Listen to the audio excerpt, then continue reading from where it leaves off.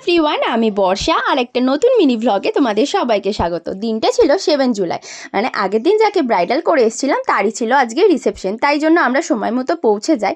আগের দিন জল কাদার জন্য টলিটা আর বাড়ি নিয়ে যেতে পারিনি, এবার পরের দিনকে কাজ ছিল বলে ওদের বাড়িতে রেখেই এসেছিলাম। তো তাড়াতাড়ি আমরা চলে আসি ছেলের বাড়িতে। মেয়ের বাড়ি আর ছেলের বাড়ির ডিস্টেন্সটা তো তোমরা দেখলে। কিছুক্ষণ বসে থাকার পরই আমরা ব্রাইডকে বসিয়ে দিই। তো পরের দিনই ও রিসেপশন ছিল, তাই ও ছিল ভীষণ ক্লান্ত। তার মধ্যে ও আমাদের কিছু ক্লিপ নিতে দিয়েছে, এটাই অনেক। এবার ওর হেয়ারেও এতটাই ব্যথা ছিল যে ও বেশি হেয়ারস্টাইল করতেই দেয়নি। ও এরকমই সিম্পল একটা লুক চেয়েছিল। তোমাদের লুকটা কেমন লাগলো অবশ্যই জানাবে। আর মেকআপটা কতটা গ্লোয়িং হয়েছে সেটা তো তোমরা দেখেইছো। আর এদিকে দেখো ও কতটা ঘাম ছিল, সেদিন যথেষ্ট গরম ছিল, কিন্তু মেকআপ একই ছিল।